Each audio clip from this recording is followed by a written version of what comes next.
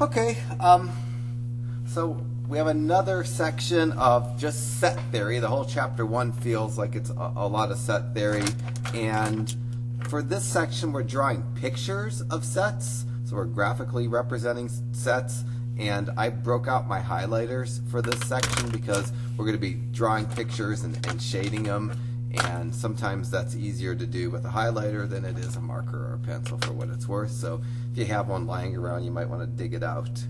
So a Venn diagram is essentially a way to show sets with a picture. And a Venn diagram is usually drawn with a rectangle to represent some universal set.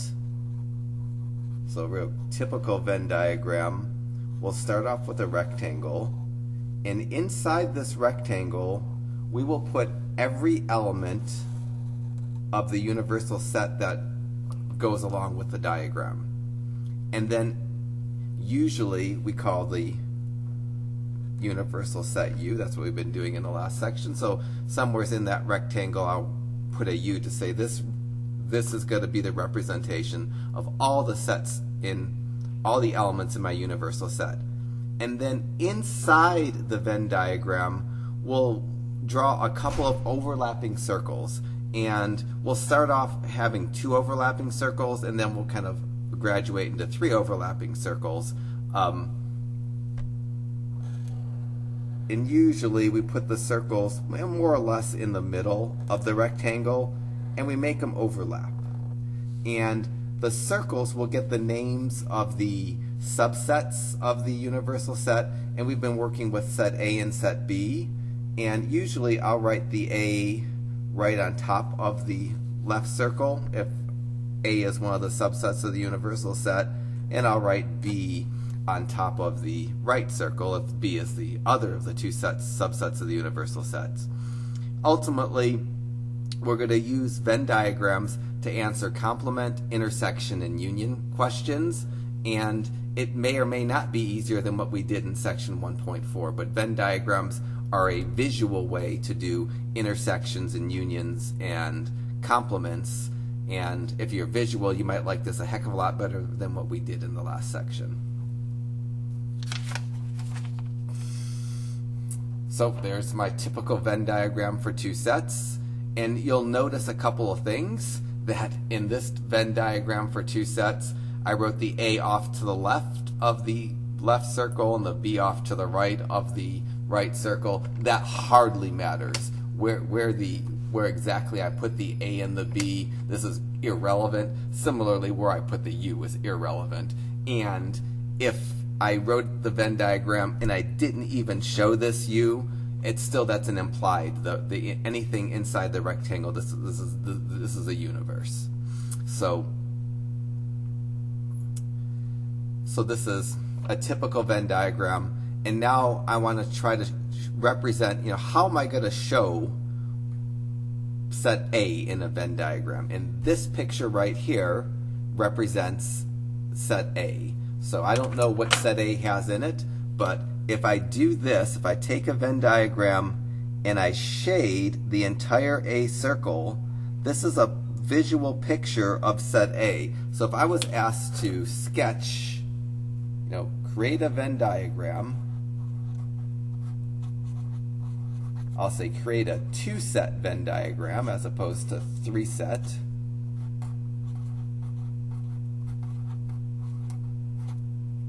I can't even spell that right now. So I'm creating a 2-set Venn diagram, and I'll say shade set A, or that's probably fine. Shade the region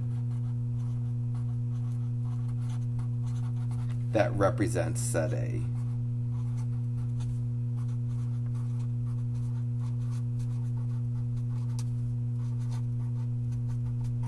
And then this is exactly the picture I would come up with, because this is the A circle, and shading the inside of the A circle, that's how I depict set A in a Venn diagram. That hopefully more or less makes sense. The next thing I want to do is create a Venn diagram for A complement. Now, remember in the last section when we dealt with complements,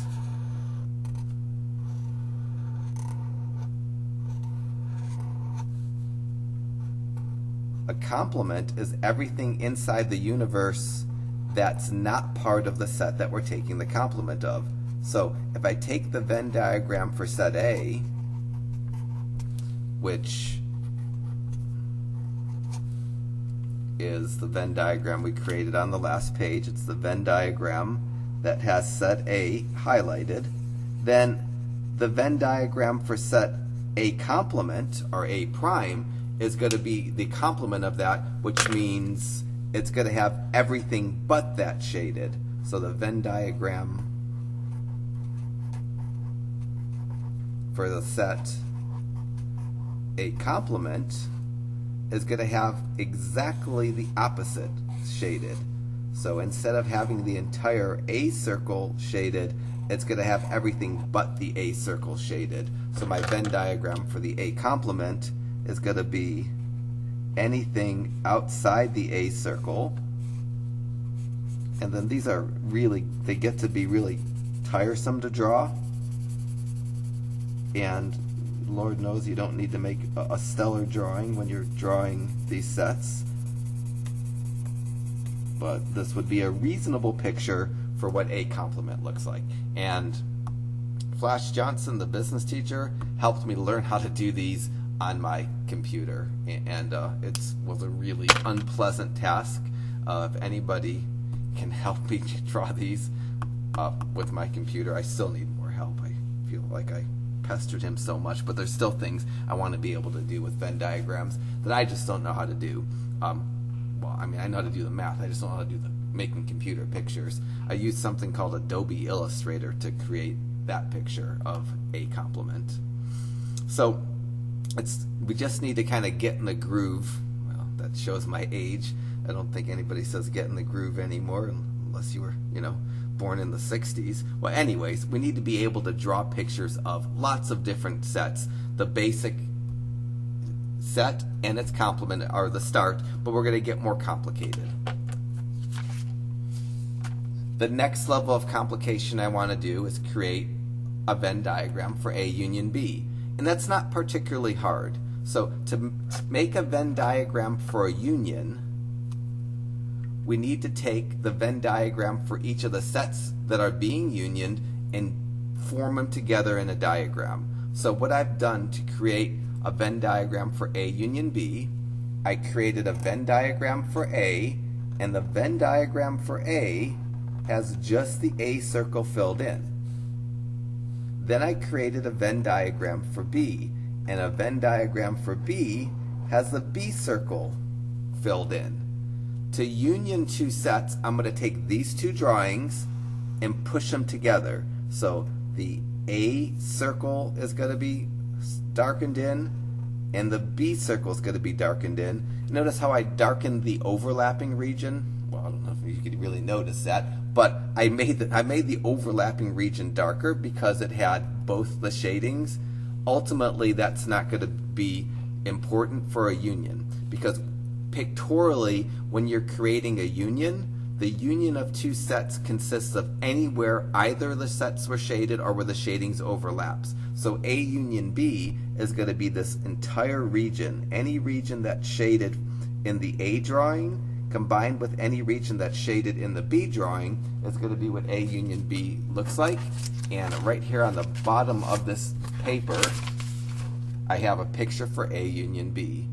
And so I did this in 3 steps. Quite honestly, if I was doing a union, if I was asked to do A union B, I would do it in 1 step. So right above it, I'm going to write what I'm drawing a picture of. I'm drawing a picture of A union B. I'm going to make a circle inside a Venn diagram, or inside a rectangle that I'm going to call A, a circle that I'm going to call B. And when I'm doing union, I usually work with 1 color.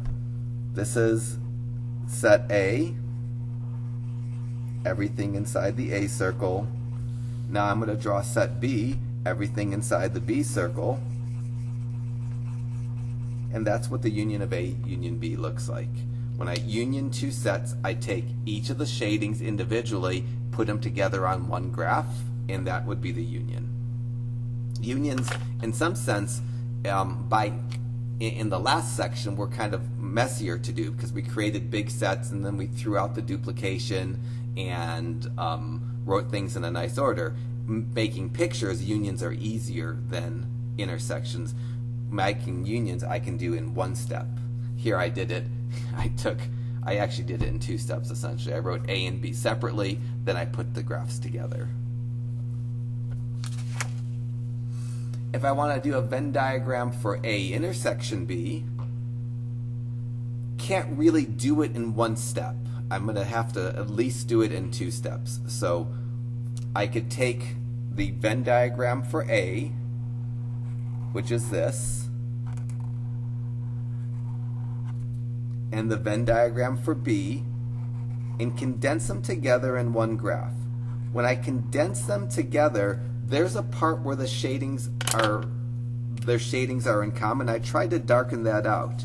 And the region where the shadings overlap, that's where the intersection is. So this darkened region right there, where the A shading, the A circle and the B circle overlap, that's where A intersection B is. So when I go to write my answer, this wouldn't look like a very nice answer because it's got so much shading going on. In my answer, I only want to have the shaded region that's pertinent to the problem. So what I did is I created this picture that has only A intersection B highlighted. So this would be the ultimate best answer. This is A intersection B shaded perfectly because intersection of two sets pictorially is where the shadings overlap between the two sets. So in this case, because I'm finding the intersection between A and B, A intersection B is where the shading of the A circle and the shading of the B circle overlap. All right, now a more complicated problem, but intersections, I don't know if they're harder or easier. I said they were harder, but maybe they're easier. So I'm going to make a picture of A intersection B, A prime intersection B. And how do I make a Venn diagram for A prime intersection B? Well, I have to have a Venn diagram that represents A prime in my mind and a Venn diagram that represents B in my mind. We already created a Venn diagram that represented A prime. The Venn diagram that represented A prime has everything inside the rectangle that's not in the A circle. So this is my A circle. A prime is going to be everything outside the A circle. So of my A prime intersection B that I'm trying to draw a picture for, this is the A prime part. And in the next panel, I put the B part. So this is a picture of B. Now I want to take these two graphs and push them together and find the overlapping region. So I took the A prime graph, which was everything outside the A circle,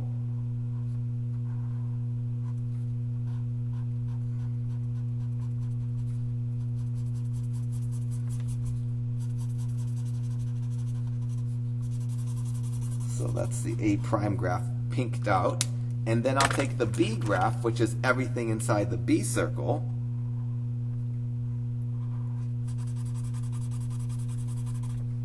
and when I intersect, I need where the shadings overlap. So my shadings are darkest in this little, oh gosh, partial moon part of B. So the answer, when I put these together for A prime intersection B, again, I don't want my answer to look that gunky. I want my answer to be a little bit clean. So I'm going to have the region where the A prime graph, everything outside the A circle, and where the B graph overlap. And where those graphs overlap are in this region right here. So again, I don't know what you'd call that, but it's like a crescent moon kind of thing. So this should be the answer of what A prime intersection B looks like visually. It's where the A prime and the B graph, if you put them on top of each other, it's what they have in common. And what those two graphs have in common is this region here is the only region that's shaded in the A prime graph and in the B graph, and that's what you need for unions. Unions, you need the region where both the shadings, where the shading exists in both graphs that you're intersecting. And on the next page, I showed that much nicer picture of A prime intersection B. All right, moving on to a next one. Now a parentheses. To do a parentheses problem, I have to do the inside of the parentheses first. So the first thing I want to do is the inside of the parentheses, which is A union B. And once I do the inside of the parentheses, then I can do the complement. I already have it done, but I'll talk through it just in case you don't see it. So to do A union B, I can do this in one step because union is going to be anywhere either graph is shaded. So to do A union B, first I shade inside the A circle for the A part of the A union B, and then I shade inside of the B circle for the B part of A union B. And anything that I shaded in the A circle or in the B drawing is what is part of A union B. So this is a picture of A union B. A union B is the whole entire A set and the entire B set. It's in the overlapping region. Doesn't really even need to be darker. It's not important. In an intersection, I only want the overlapping region, but in a union, I want any region that's shaded. So this is a picture of A union B. That's a picture of A union B as well. To do the complement of a set, the complement of any set is any region in the Venn diagram that isn't already shaded. So the complement of A union B would be anything outside the A and the B circle. So what was shaded was the entire A circle and the entire inside of the B circle, and the complement of that is anything that's not shaded in A union B has to be shaded in A union B complement. Anything that is shaded in A union B has to be unshaded in A union B complement. So maybe I could write that down. So anything that is not shaded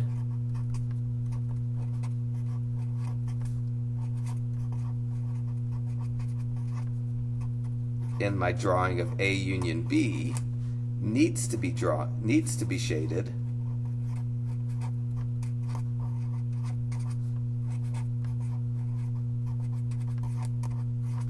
in my drawing of A union B complement. And then anything that was shaded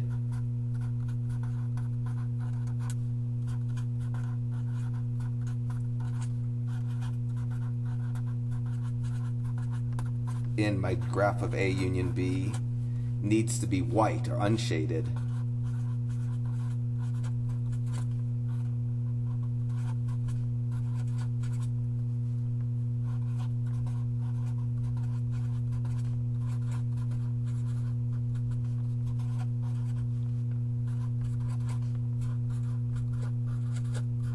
So this is the perfect picture of A union B complement because it has exactly what I needed.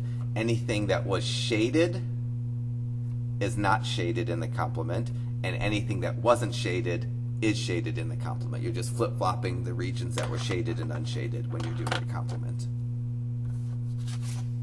Now for homework. So I'll do these. I'll do my number 2. You should try number 1, and you should check your answer. And I'm going to do number 2 in steps. I'm going to make a drawing for A prime.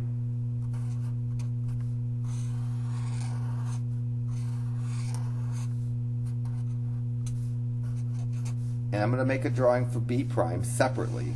If you're good enough to do these problems without doing the separate drawings, more power to you, it's probably better.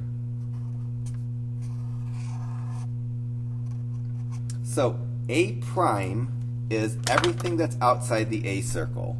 So for my graph in question 2 that I'm attempting to get done, I'm going to overlap 2 graphs and find out where they overlap. So the first graph that I need to work with is the graph of A prime. And A prime is anything outside the A circle, and that's maybe not the stellarist best drawing, but it's good enough for right now. And B prime is anything outside the B circle.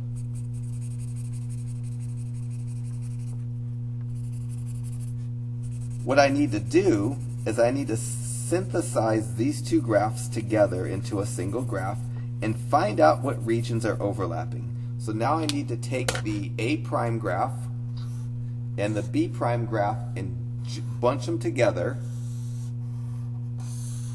So I'm going to put A prime, my goal is to find A prime intersection B prime. So I'm going to take the A prime graph, sucks, which is everything outside the A circle.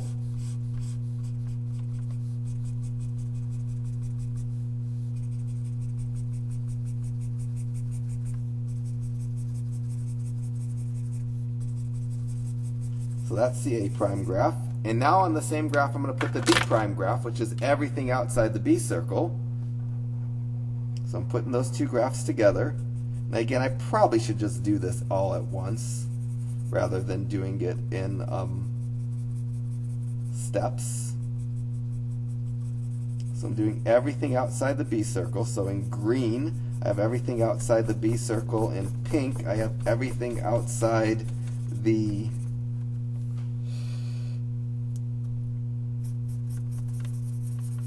A circle. So if this was union, I would be done, because union is anything region that's, God, that looks horrible, shaded in one or the other. But an intersection is where the shadings overlap. So now I have to find the regions where there's both pink and green shading, and that region, it's not that region, that's green only, there's no shading there, that's not going to count. It's not that region, that's pink only. It's going to be the region outside the circles where both of my shadings exist simultaneously. So my answer for problem 2, the A prime intersection B prime,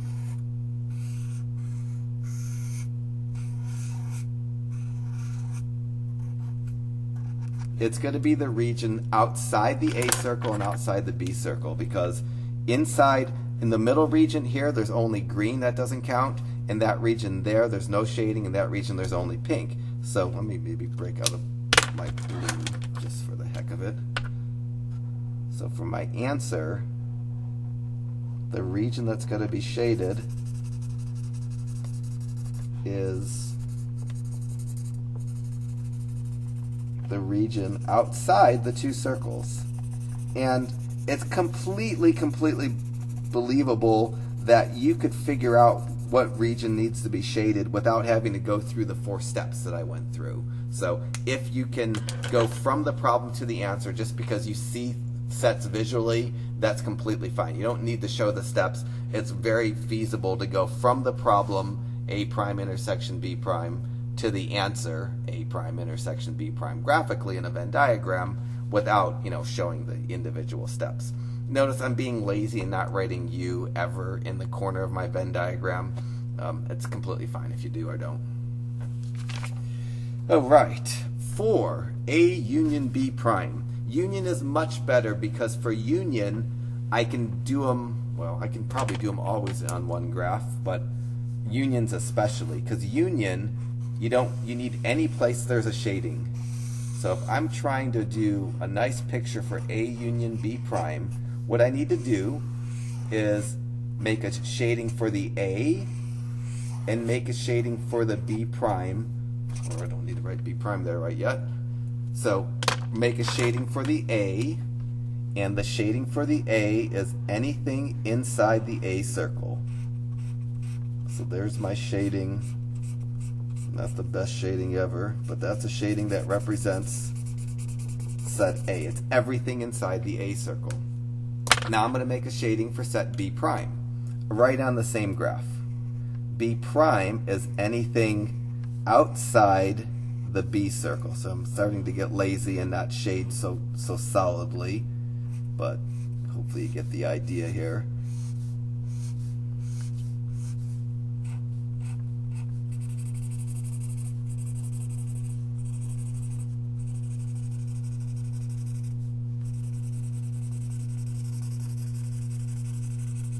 If this was an intersection problem, I'd only want this crescent moon part inside of the A circle.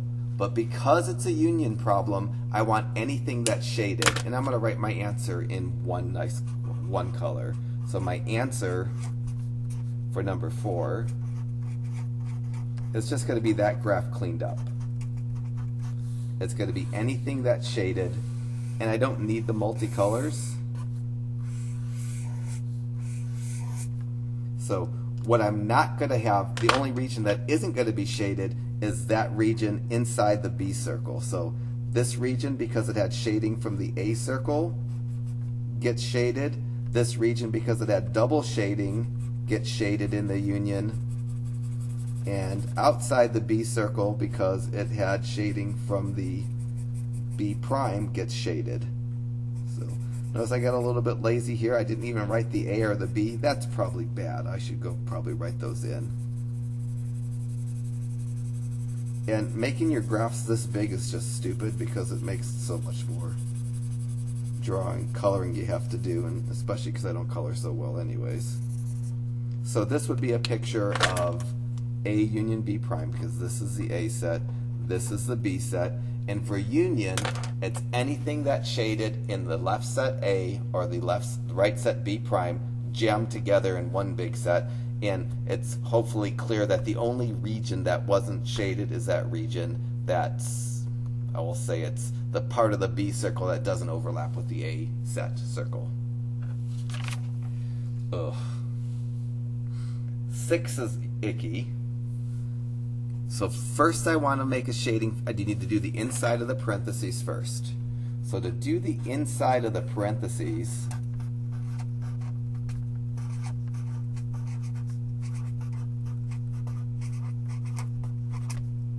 I have to do A intersection B prime. Let me try to do these in one graph just to save some room. So what I need to do is I need to find out where the A circle and the B prime graph overlap. So I'm going to do the A first. So A is this region.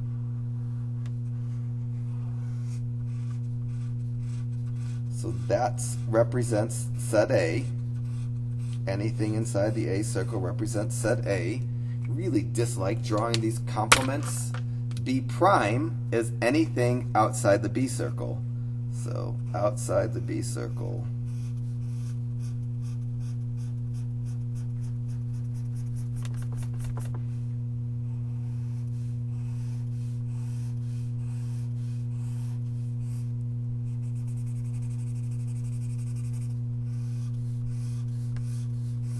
As long as I'm outside the B circle, I'm part of B prime. If I was asked to find the union, that would be a picture that would suit for the union, other than I don't like the two colors in my final answer. So A intersection B prime, let me finish that up. It's where those two graphs overlap. So where I have that green and pink combined, that's what A intersection B prime represents. So A intersection B prime is just going to be this region right there. That's where the two shadings overlap. So A intersection B prime is going to be that region of the graph. Kind of the part of the A circle that's disjoint from the B circle. That's start, but it's not done because I'm supposed to find A intersection B prime prime, and now I'm going to finish that up. So now I'm going to get to my answer. I can do it in one quick step here. So A intersection B prime prime. To do a prime of something or a complement of something, I'll use the word prime and complement. Different books use different words. To do the complement of this drawing, I'm going to shade everything that isn't shaded. Everything that was shaded is going to become unshaded. Everything that wasn't shaded is going to become shaded. So my answer for this is going to have shading in that region, in this region, inside. So the entire B circle is going to be shaded, and the entire outside of the A circle. The region that's not going to be shaded is a little portion, crescent moon part of the A set. And I'll say set and circle kind of interchangeably because they kind of are circles and they're sets too. So that's an answer for A intersection B complement, all complement. We haven't even got to the A, B, and C's yet, and these are already a nuisance. For me, it's one of my least favorite sections in the class because I'm not a very visual person. I don't draw very well, and as you can tell, and I don't like doing this so much. Oh, 3 problems on this page, 2 of them for you, 1 of them for me. So problem 8 I'll do. Hopefully you can do 7 and 9. So I'm going to attack 8, and I'll do the inside of the parentheses first. So for number 8, the first thing I need to do is do A union B prime. And to do A union B prime, it's going to be anything that's shaded with the A circle and everything that's outside the B circle all put together. So A circle for A union B prime is anything inside the A circle. B prime is anything outside the B circle.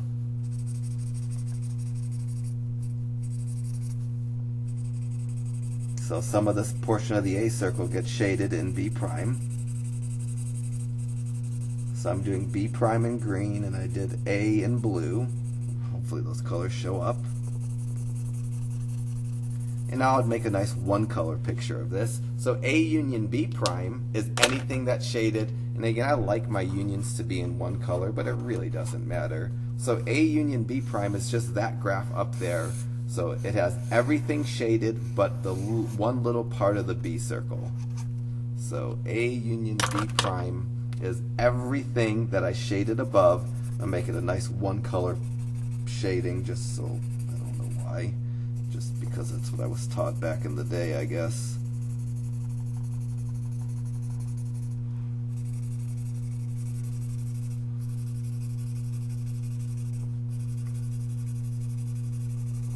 So that's a picture of A union B prime. It's everything that's shaded from the A circle joined together with everything shaded from the B prime drawing. Not done with the problem because the problem wants me to find the complement. It wants me to find A union B prime, A union B prime prime. And that's easy. Once I have A union B prime or A union B complement drawn, the complement of it is anything that wasn't shaded becomes shaded, anything that is shaded becomes not shaded. So I just need to shade that little open circle, that open part of B. So my answer to number 8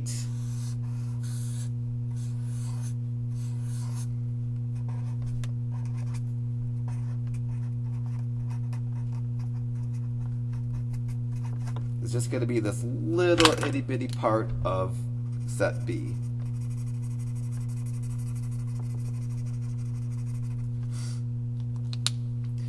Alright, so hopefully you've paused the video and you have all 1, 3, 5, 7, and 9 done, and you've checked your answers. Because we need to be really good with doing the 2-set A and B Venn diagrams before we can move on to the 3-set Venn diagrams.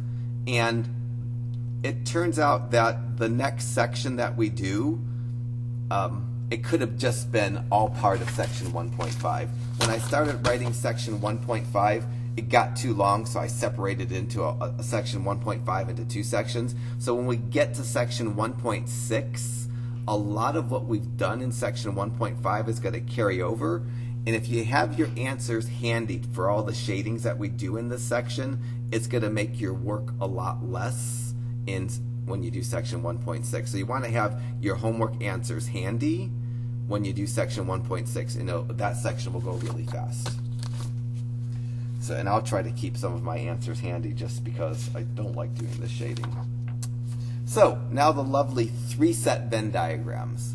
And I'm making a generic picture for a 3-set Venn diagram. And it doesn't have to be the case that the sets are in the same positions that I have them drawn, but I will consistently do this. So I'm going to make my universe that I always forget to draw the U. And in my upper left-hand corner, I'm going to make one of the sets. Usually we're dealing with the sets A, B, and C. in the upper kind of right hand squash, I'll make a set called B, and then in the bottom, I'll make a set called C. And notice how it's consistently inconsistent where I put the A, B, and the C, just so you can just so A is kind of close to the upper left circle, B is close to the upper right circle, C is close to the bottom circle. It really doesn't matter exactly where you put the letters. It doesn't matter so much if you have the U in there or not. So first thing I want to draw is I'm drawing set A. So to represent set A in this Venn diagram, you do exactly the same thing. You shade inside of set A. So it's not going to be, there's not anything different in terms of the rules for shading. Set A is everything inside set A complement is everything in the diagram that's outside of set A. So there's not going to be anything new. It just gets junkier when you have the A, B, and the C, because there's going to be more steps to get to the answer. They're just not pleasant. The A and the B alone aren't pleasant. When you throw in a C, when we get into the shading problems that have all three sets, they're not very pleasant. So this is a picture of set A, and is what it is. And then A complement, if I wanted to draw it, A complement is everything inside the Venn diagram. In this case, my three-circle Venn diagram was set A, B, and C. That is outside of A, and my computer does it so much better than I can ever do it. One interesting thing, well, it's interesting to me, would never be interesting to 99% of all students, but when I did this shading, I used Adobe Illustrator, which I really can't use. But anyways, you have to name the colors, and you name the colors in base 16, which is bizarre. And so I think to do a white region, I think to get a region not shaded, I had to tell it to do F, F, F, F, I think, which is really 15, 15, 15, 15, 15. We're going to get to that in a few chapters in the future, writing numbers in different bases. So F, F, F, F actually means a number in base 16, for what it's worth.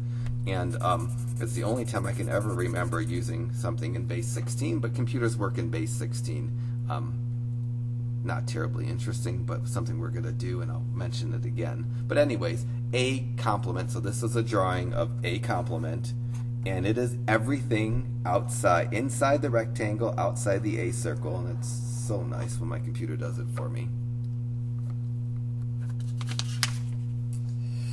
Alright, so how would I do a union with three sets? Well, I can work left to right. If there's not parentheses, I can probably just do everything at once. So how did I accomplish A union B union C? Well, I made a drawing for set A.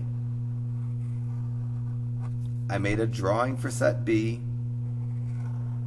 And I made a drawing for set C. I'm going to take those three drawings and make them together on one graph. So here's my drawing for set A. It shaded everything inside the A circle. My drawing for set B shaded everything inside the B circle. My drawing for set C shaded everything inside the C circle. So my three drawings I condensed to one graph, and when you're doing a union, the graph of a union is anything that's shaded in any of the drawings. So any region that was shaded in set A, set B, or set C needs to be part of my union. So the answer for the union, A union B union C, is just that region there. Anything that was shaded in that drawing, all condensed together in one graph. So this is, again, this is the A set here. If it doesn't show up, this is the B set, and this is the C set. And so A union B union C is just that, anything inside the circles.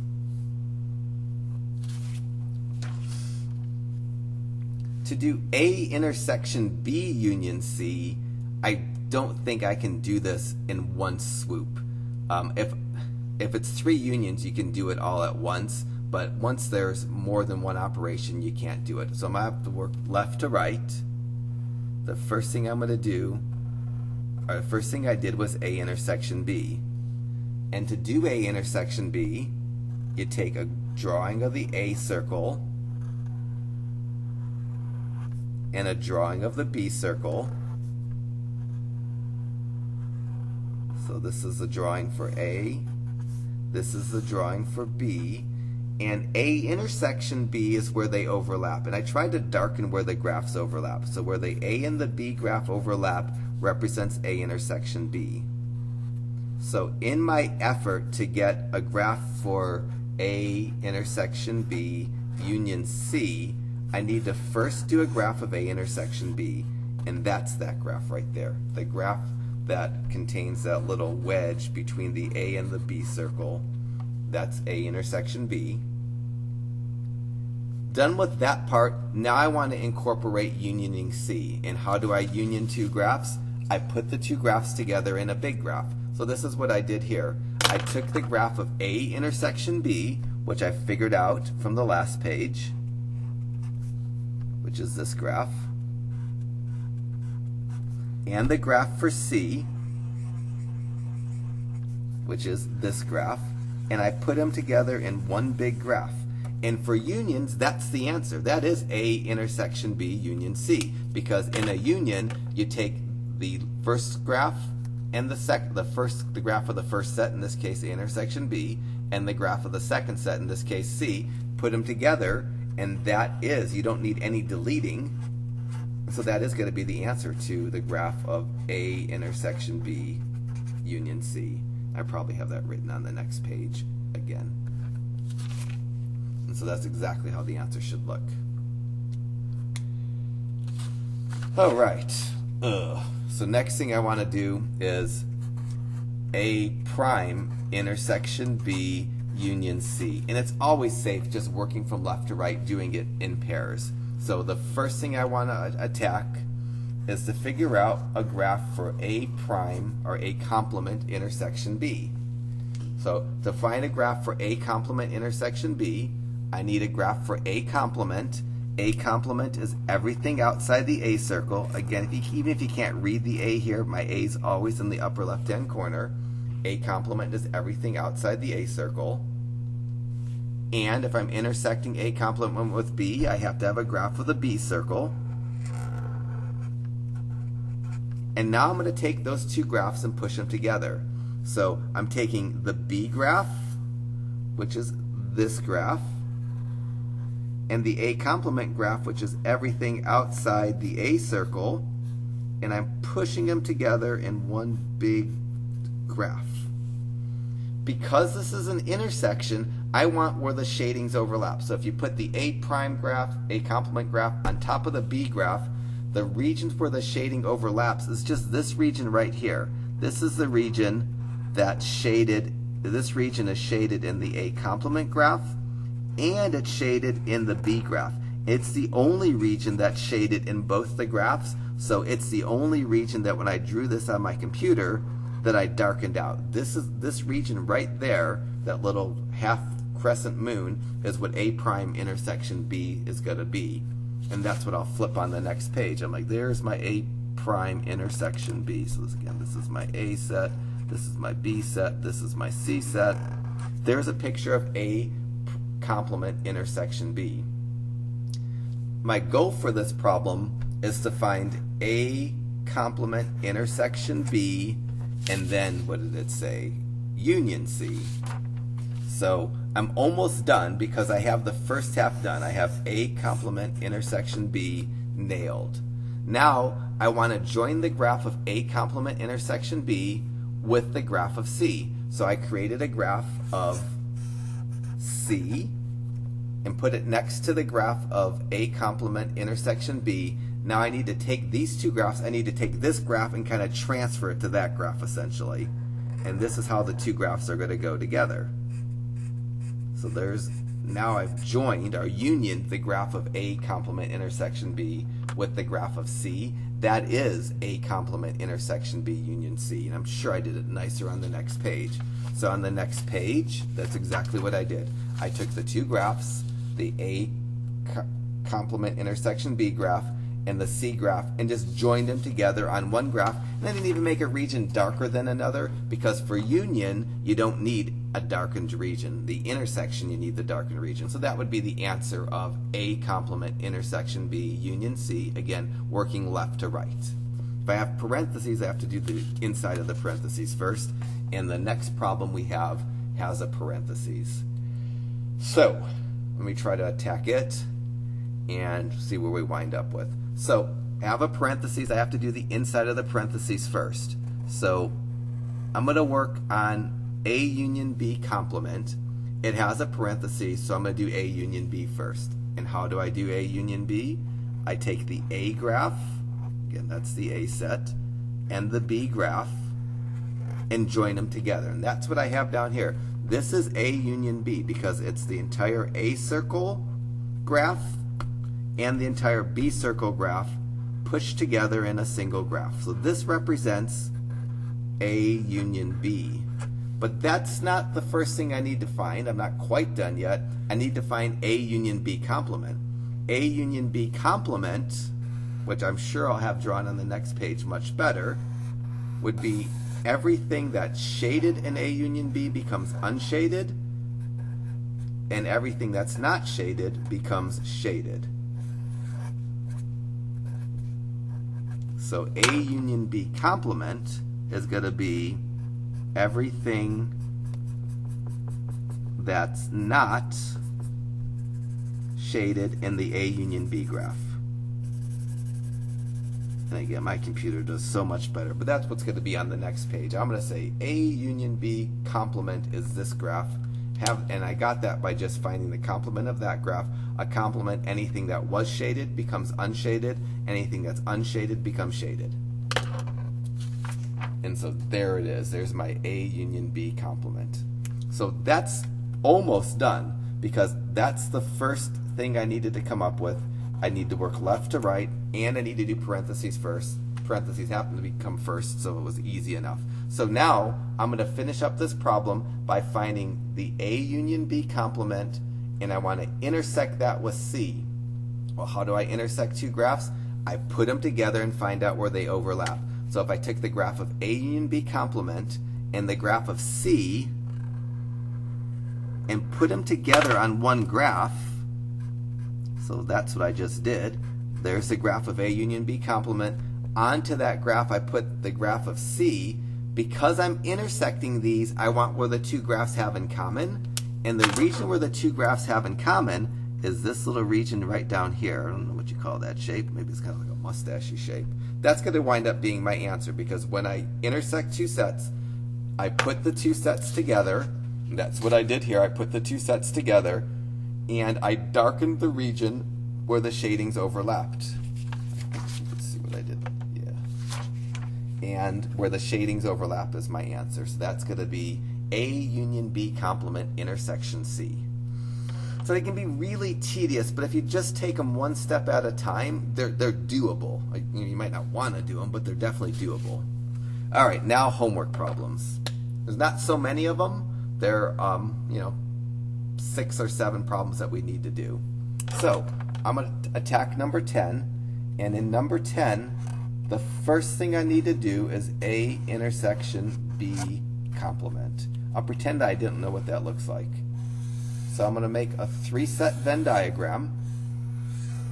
1 for A, 1 for B, and 1 for C. And I'm very consistent. I make A, B, and C just like that. I'm going to try to do this in one graph. So I want A, which is the entire A circle,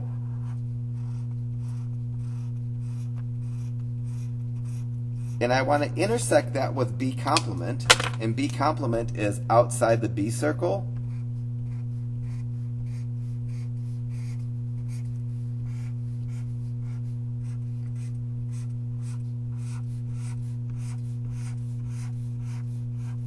So on the same graph, I drew both A in green and B complement in blue. The intersection of two sets is the region where the shadings overlap. And if I look at this region right here has both shadings. It has both blue and green. And this region up here has both shadings. It has blue and green. This little region in the middle is only green. These regions are either unshaded or only blue. So my shading for A intersection B complement is going to be, I'll do it on this graph. The smaller I draw these, probably the harder it is to see, but the quicker it is to draw. So A union B A intersection B complement has this region right there and this region right here. So that's working from left to right. That's getting mostly done. Now I'm going to finish this up. How do I finish it up? Well, I'm asked to find A intersection B complement union C. So all I have to do is union C. That means I just have to add the graph of C to this picture, and I'm going to do it straight in green. So from this picture, I'm going to add the graph of C, and that's going to be the union, because the union of two graphs are the two graphs joined together. And I don't even need to make it darker, but I can make it darker. So that's going to be my whole answer now. So I took the region A intersection B complement, added the graph of C to it, and this will be my answer for number 10. This is A intersection B complement union C. And I completely can believe that some people, some of you guys are so gifted that you can look at this and you can reason out in your head what the final shaded region is going to be. I'm not that good. With the two sets, I can kind of stumble through it and figure out the answers. But with these three sets, I just need to kind of just do it. Okay, really, 12. A intersection B complement intersection C. So you can't see it. So A intersection B complement, I just did. I'm not going to revisit A intersection B complement. I'm going to steal that drawing from here. A intersection B complement is those two regions. And so I'm going to draw this. So I'm going to start off working left to right. My A intersection B complement graph just did that in the last problem. So I'm going to borrow that knowledge. The A intersection B complement graph, if you peek at my last work, has this region, and it has that region. So I completely just borrowed that from my work for number 10. When we do the next section 1.6, we're going to be borrowing a lot from our pictures. So I'm going to have every single picture handy because I'm going to use them again and again and again. So I'm not done yet because I've only done the left part. Now I want to intersect this with C. And how am I going to intersect this with C? Well, I'm going to draw C on this graph. I'm trying to save a little ink here. So that's the graph together of A intersection B prime and the graph of C. To intersect two graphs, you can't just stop. You have to find the spot where the shadings overlap. And the shadings overlap in this little region right here. So that's going to be my answer to this. Yeah. So my answer for problem 12 is going to be a really small region. It's the region where the shading of the A intersection B complement graph and the C graph overlap. Because for the intersection part, it's where the shadings have in common. And the answer for this is just going to be that little region right there. So it's nice if I can just make a clean final drawing that doesn't have extra shaded regions that I don't need. For unions, you can just jam the graphs together because you need anything that's shaded. So you can maybe get a union answer quicker than an intersection answer, because for an intersection answer, you want to get rid of the regions that aren't doubled up. Okay, I think I could do 14 in one step, but I'm going to do it left to right. First, I'm going to do A union B.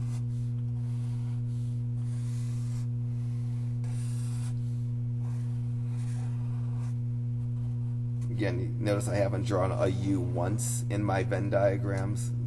It's not such a big deal. So A union B, I'm going to take the entire A circle and join it together with the entire B circle. So that's a picture of A union B, because union, you take the two sets and you join them together. So that's A union B. Now to that, I want to make A union B, and I'm going to add C complement to it because it's union. When I do this, I could have done it all on this one graph, but I'll just keep that clean just in case I need it. So A union B union C complement, I need the entire A union B graph. And what do I need to add to it? I need to add C complement.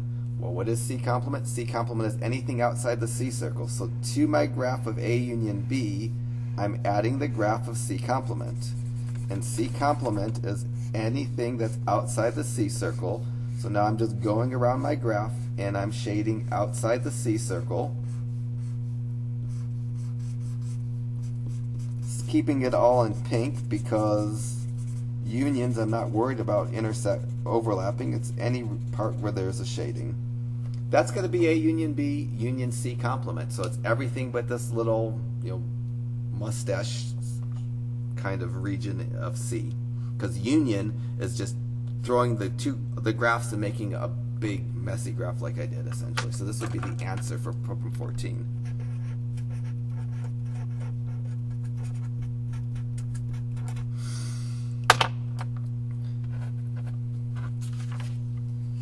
Uh, 16, I start off with B intersection C complement. So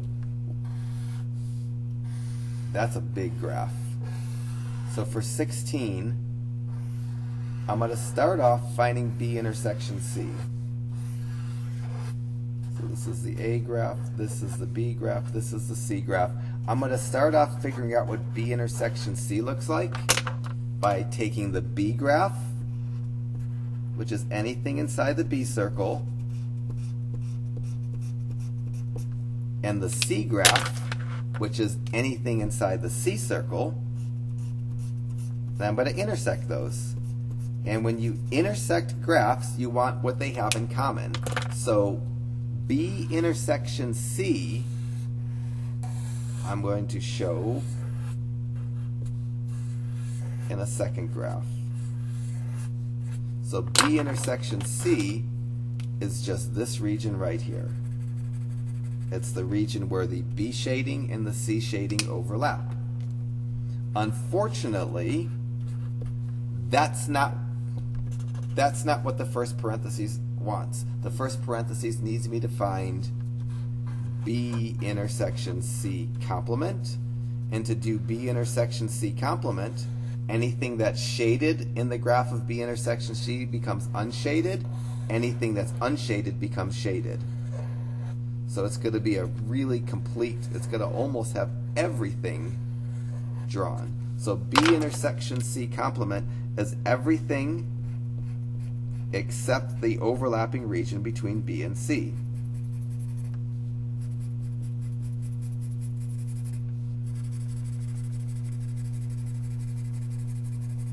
That's the nasty part of this problem.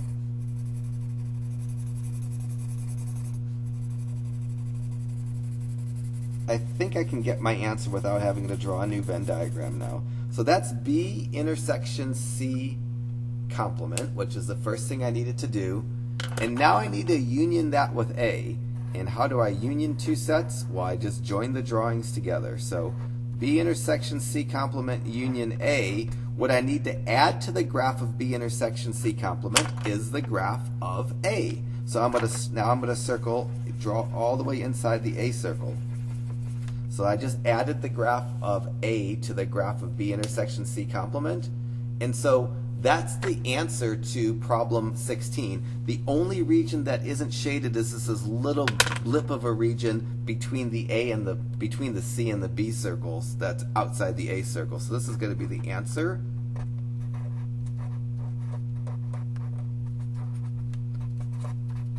To number 16. Hopefully this section, it doesn't feel overwhelming.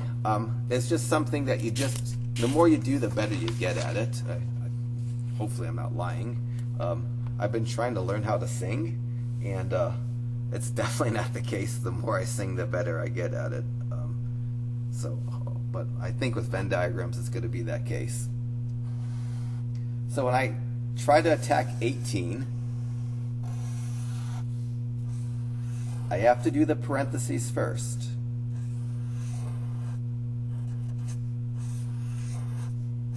So the parentheses wants me to do A intersection C. It's nice that there's no complements.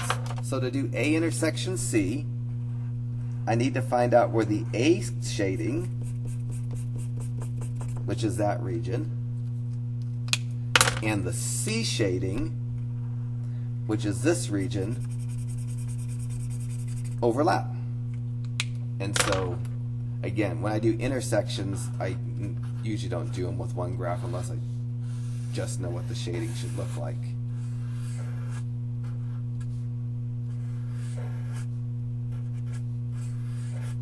So the A intersection C part of this is just this region right there. That's the region where I have overlapping shadings between the A and the C circle. I'm almost done because the rest of this is a union. I can just add my union to this. So to do B union A intersection C, all I have to do is to the drawing of the A intersection C, I need to put the B with it. So I'm going to put the B with it now to union these together. I'm not worried about overlapping because it's a union, so I can just add this to the drawing. And that's it. I took the graph of A intersection C, unioned it with B, and got that graph there. So that's going to be the answer to number 18.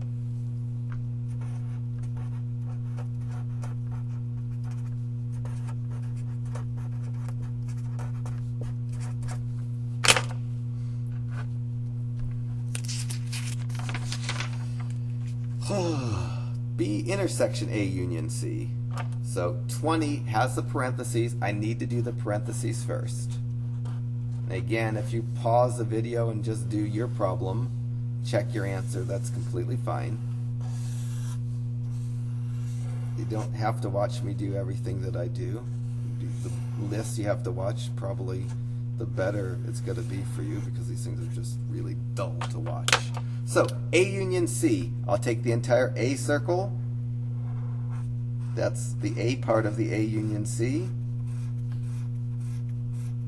Throw in the entire C circle. And it's union, so I'm not worried about overlapping. It's any place that there's a shading. So there's a graph of A union C. I don't need to complement it. So did my parentheses first, and now I need to do B intersection this. To add B intersection this, I'm going to add the graph of B to this. And when I add the graph of B to this, I'm going to do it in another color, because intersection, I need overlapping. So to take the graph of A union C and intersect it with the graph of B, I do them in different colors, and now I'm going to make a graph that just shows the overlapping region. So the region where I have both blue and pink shading is going to be this region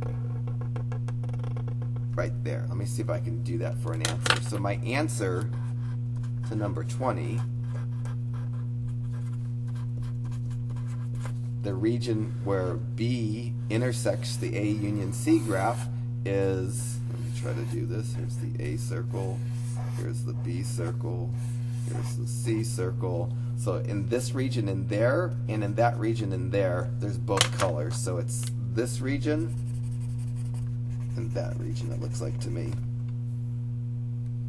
Because outside the circles there's no shading, in these regions there's only blue, and in that region there's only pink. I feel like we're getting close to the end of this. We definitely are. 22. Oh yeah, only one more problem to do. Okay, 22. A union C complement and then intersect the B. So the first thing I'm going to do is I'm going to work on the A union C, and then I'm going to complement it.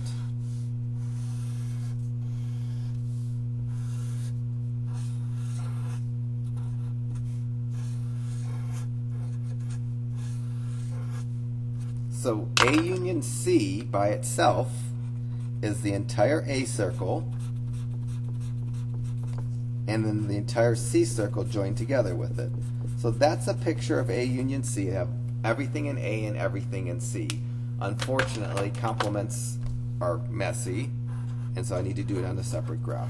A union C complement is going to be everything that isn't shaded becomes shaded. Everything that was shaded becomes unshaded. So A union C complement, I should write my set names in. I'm going to shade everything that wasn't shaded in the A union C graph.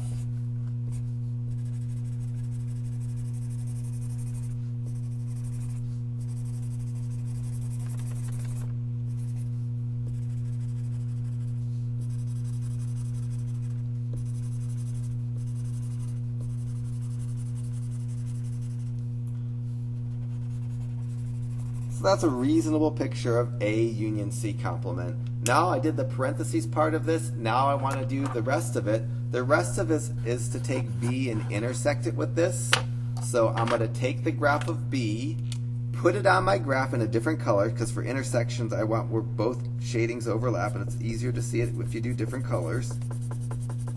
So there on one graph is the graph of B along with the graph of A union C complement. And where the two graphs overlap is where the intersection is going to be. And so my intersections, I'm going to just write it here. That region where I have the both colors is going to be my answer. And so my answer to 22, which is the last shading I need to do today, is going to be that little segment of the B circle. So it's going to be that. Alright, so these just aren't fun. Like I said, keep my work and your work handy from section 1.5, and then when you do section 1.6, you'll really appreciate it, because in section 1.6, we're going to be doing a lot of the same problems, except we're going to put numbers or letters inside the set. So this is the answer to number 22, just in case it wasn't clear.